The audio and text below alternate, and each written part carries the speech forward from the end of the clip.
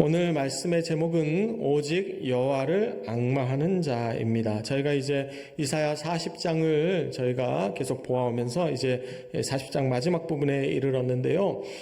방금 보신 그 영상은 2022년 드라마였던 것 같은데요. 나의 해방일지인가요? 제가 그 제목이 언뜻 그렇게 기억이 나는데 그 중에 한 장면인데 오늘 본문에 앙망이라는 단어에서 이 추앙이라는 단어가 떠올라서 여기서 대사 중에 사랑으로는 부족해요, 나를 추앙해요, 이렇게 얘기한 이 대사가 한때 유행어가 됐다고 하더라고요. 저는 이번에 알았는데요.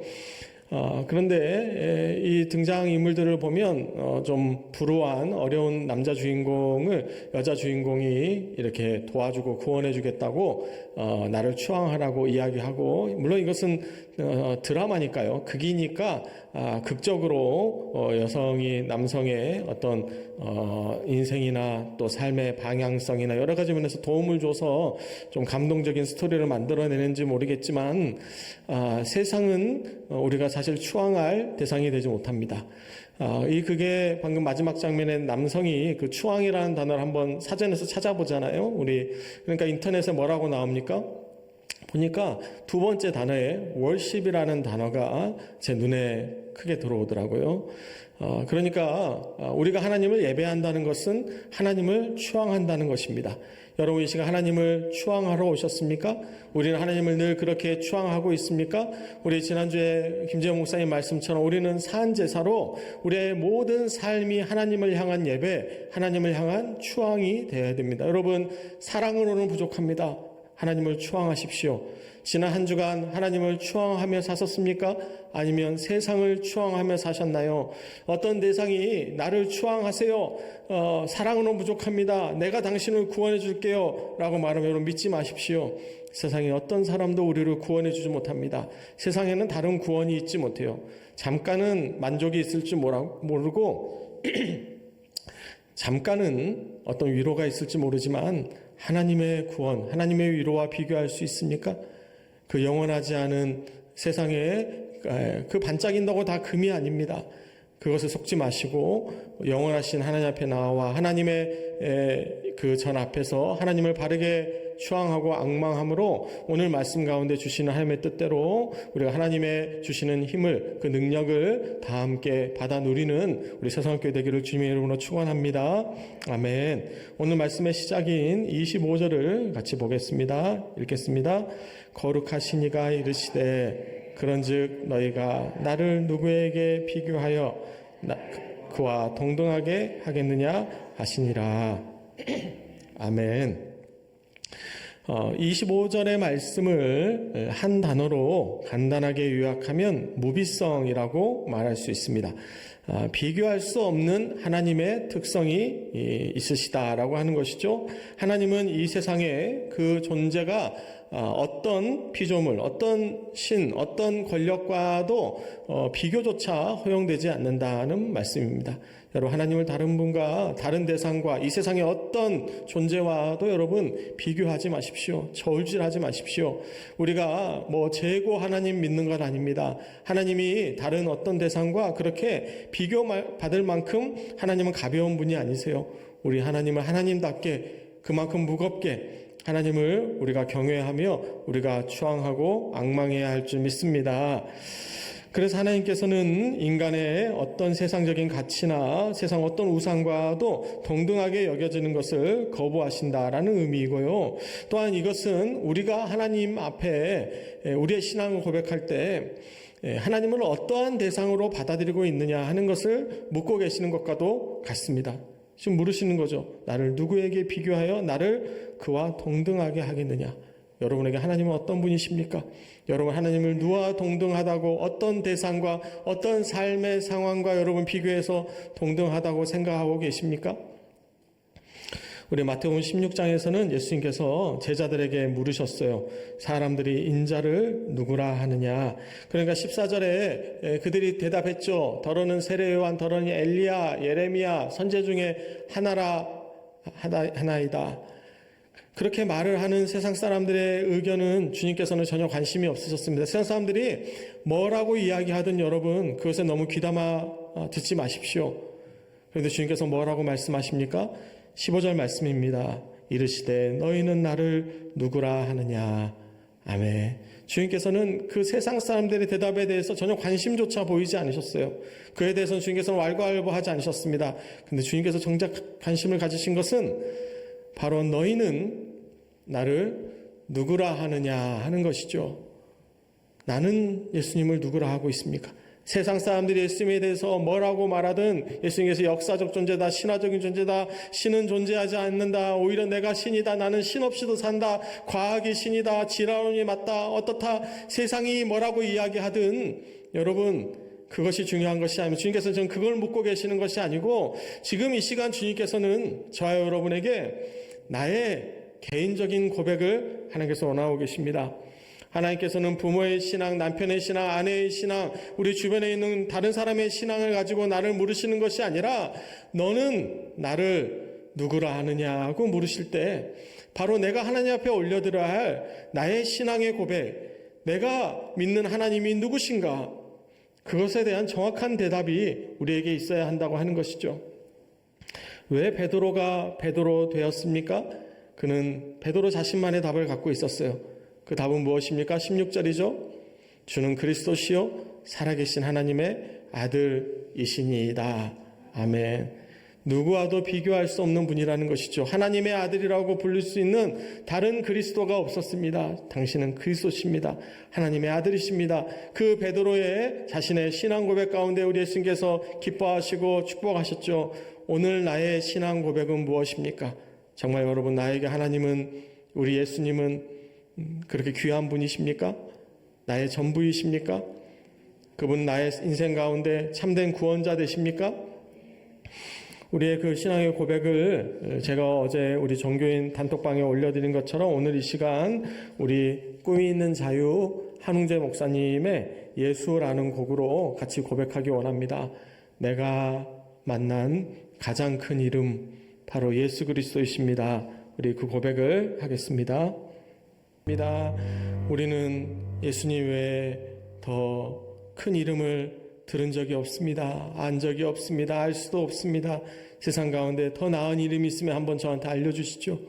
예수 그리스도보다 여러분 더 큰 이름을 한 이름이라도 알고 계십니까? 그와 비교할 만한 이름이라도 알고 계시나요?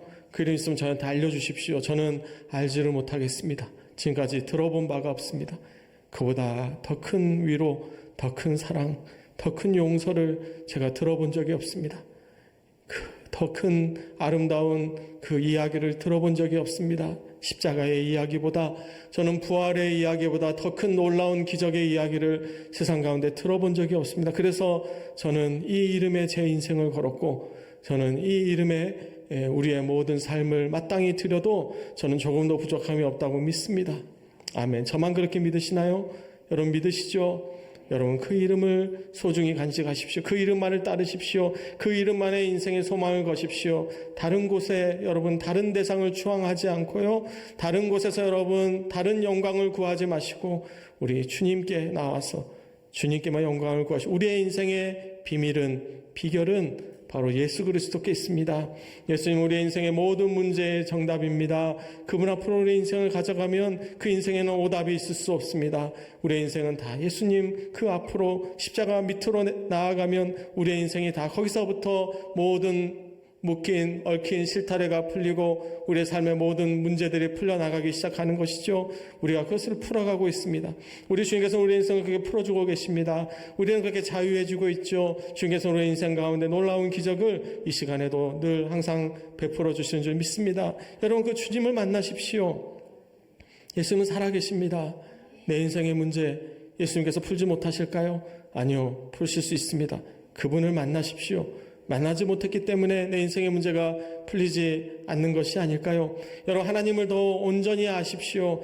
지금까지 내가 알았던 하나님이 내 인생을 해결해 주지 못했다면 그건 내가 하나님을 잘못 알았기 때문일 가능성이 높습니다. 하나님을 똑바로 아십시오. 하나님을 정확하게 아십시오. 하나님은 작은 하나님이 아니십니다. 그 높은 이름을 보십시오. 예수 그리스도. 그분을 내 삶의 참된 주인으로, 나의 참된 신랑으로, 나의 참된 친구로 모시십시오. 그러면 그분께서 내 인생을 놀랍게 바꿔주십니다. 그분을 이방인 취급하지 마시고, 그분을 멀리 계신 하나님으로 여러분 오해하지 마시고 가까이 모시십시오. 바짝 붙으십시오. 더 하나님께 가까이.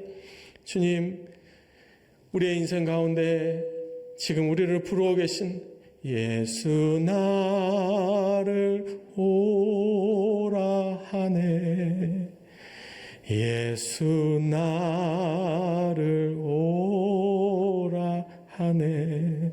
주님께서 지금 나를 오라고 하시는데 우리가 가지를 못하잖아요. 우리의 인생에 지금 내 삶의 문제들에 내가 내 욕심, 내 만족, 내 이기심, 내 고집, 어떤 물질의 문제, 내 자존심의 문제, 지금 내가 얽혀있는 나의 문제, 사슬처럼 우리가 주님께서 우리의 모든 죄의 사슬을 벗겨주시는데도 우리는 세상의 수많은 족쇄에 묶여 있어서 주님께서 지금 더 가까이 나오라고 해도 우리가 그 앞에 더 가까이 나아가지 못하는 우리의 그 연약함들을 바라보게 하십니다. 내 문제 주님께서 해결할 수 없다고 속단하지 마십시오. 우리 주님에게는 불가능이 없으십니다. 어제 불가능했다고 오늘 내일도 불가능한 법이 있습니까? 주님께서 오늘 가능케 하실 수 있죠. 내일 가능케 하실 것입니다. 주께서는 매일마다 가능케 하십니다. 여러분, 더 가능으로 가까이 오십시오. 계속 불가능에 거하지 마시고요. 우리를 불가능 가운데 거하게 하신 하나님은 가짜 하나님일 가능성이 높습니다. 그 하나님 따르지 마세요. 참된 하나님을 따르십시오. 그분은 우리의 인생을 가능하게 하시는 하나님이십니다. 내 삶에 얽힌 실타래 같은 문제를 주님 앞에 여러분 기도로 가지고 나오십시오. 새벽 기도로 하십시오. 여러분 작정 기도로 하십시오. 주님 앞에 더 헌신하십시오. 진정으로 하나님을 사랑하고 정말 진정으로 주님 앞에 무릎을 꿇으십시오. 우리도 사람이 그렇잖아요. 여러분 어떻게 누가 제일 이 시간 만약에 나에게 가장 소중한 사람 하면 누가 생각이 나시나요? 물론 가족이 생각나고, 가족 외에 또 나에게 가장 중요한 사람 하면 누가 생각나시나요? 그 사람은 나에게 진정성을 가진, 진심을 가진 사람일 가능성이 높습니다. 우리가 많은 사람과 같이 교류하며 여러 시간을 보내고 식사를 하고 좋은 시간들, 우리가 여가를 같이 하지만 우리가 사람을 만나면 느끼잖아요. 아, 저 사람 나한테 진심이다. 그래서 어떤 사람은 겉모습은 그럴듯하고 뭔가 이렇게 시간은 많이 같이 보내는데 나에게 진심이 별로 없어요. 그러면 어떻게 우리의 마음이 별로 이렇게 동하지를 않죠. 여러분, 하나님 앞에 진심으로 나아가십시오. 겉모습으로만, 겉사람으로만, 형식으로만.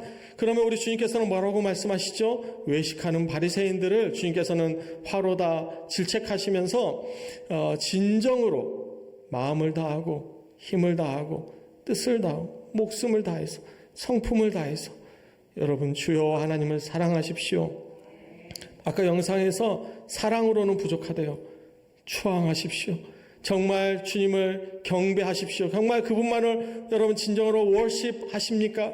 우리가 주님을 참되게 예배한다면 우리의 삶이 바뀌지 않을 수가 없어요. 바뀝니다. 하나님 정말 바꿔주세요.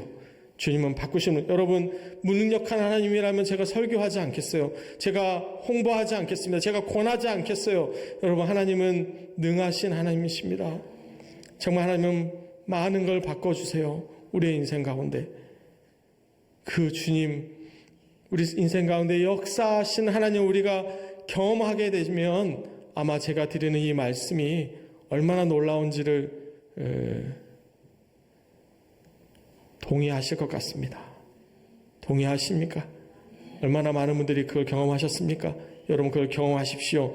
먼저 경험하시고 여러분도 간증의 도구가 되십시오. 하나님은 우리의 인생을 놀랍게 바꿔주시는 분이십니다.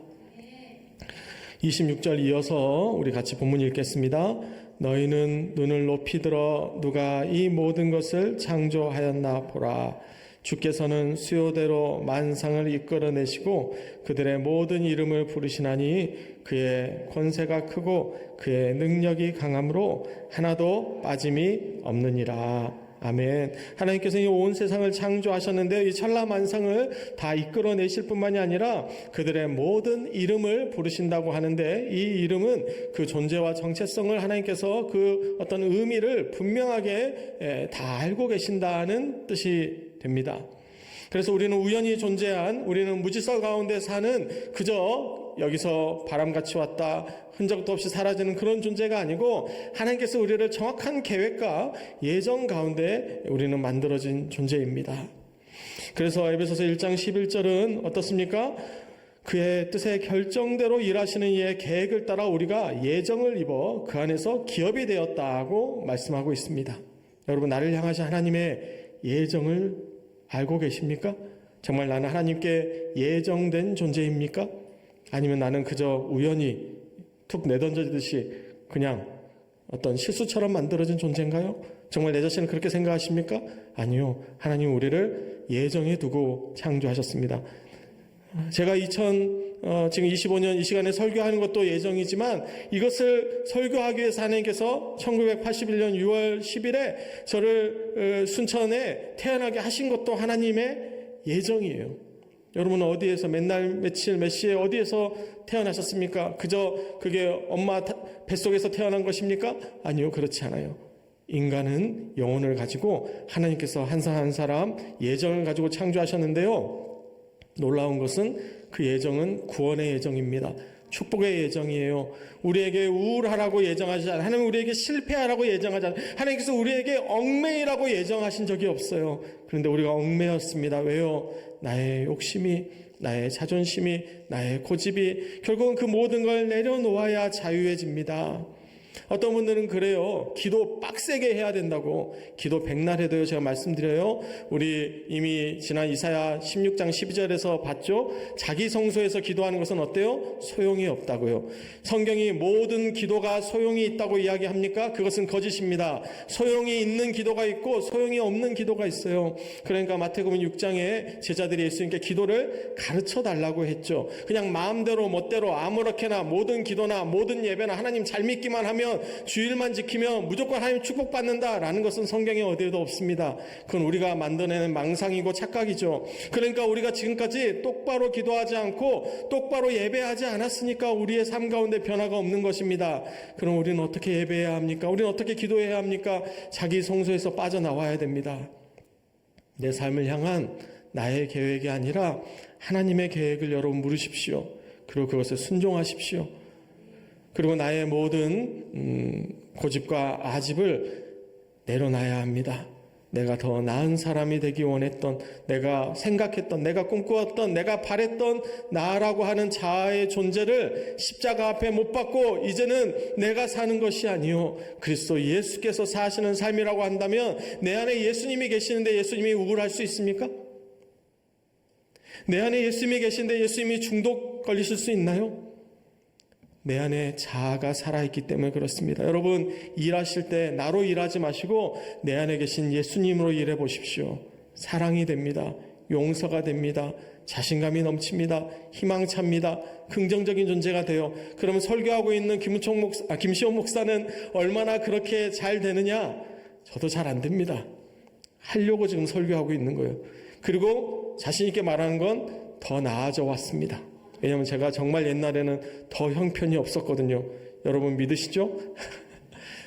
쪼크인데 아무도 안 오신, 쪼크가 아니겠죠. 실제로 그랬으니까. 그런데 놀라운 것은 더 희망차지고 있습니다. 네, 더 미래는 희망차지고 있어요. 주님은 우리에게 포기하라고 하지 않으십니다. 주님은 저에게 계속 새로운 희망을 주시고요, 절망 가운데 빠지는 그 순간에도 빠져나올 길을 보여주세요.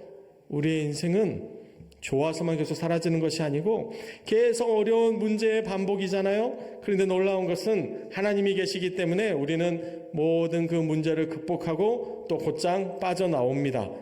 문제는 빠져나오면 극복하면 더 이상 문제가 되지 않아요. 계속 그 안에 빠져있기 때문에 우리의 인생이 허우적거리고 있는 것이죠. 그래서 제가 저번에도 한번 설교하면서 인용해 드렸는데, 파울로 코엘료라는 작가가 한 명언 중에 하나가, 사람이 익사하는 것은 물에 빠졌기 때문이 아니라 물에서 빠져나오지 못했기 때문이다 라는 말을 남겼잖아요. 그러니까 우리의 인생이 불행하다고 해서 사람들이 다 우울한 게 아닙니다. 다 정신약 먹는 거 아니에요. 우리의 인생이 그 불행 가운데, 나의 고집 가운데, 내 괴로움 가운데, 내 고민 가운데, 내 절망 가운데 계속 빠져 있기 때문에 거기서 헤어나오지 못한 겁니다. 죄송하지만 어떤 정신과 약도 그 고난에서 빠져나오게 만들지 못해요. 그러면 모든 정신과 병원들이 이미 다 망했겠죠. 약 먹고 다 나았으니까.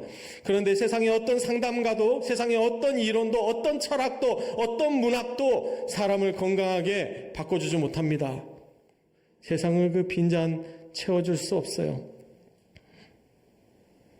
우리 누구의 빈잔이라는 노래가 있었던 것 같은데, 세상은 빈잔을 채울 수 없습니다.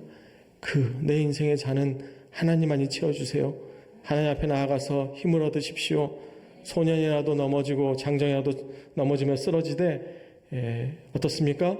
오직 여호와를 앙망하는 자는 새 힘을 얻으니 독수리가 날개치며 올라감 같을 것이요 다른 박질하여도 곤배하지 아니하겠고 걸어가도 피곤하지 아니하리로다.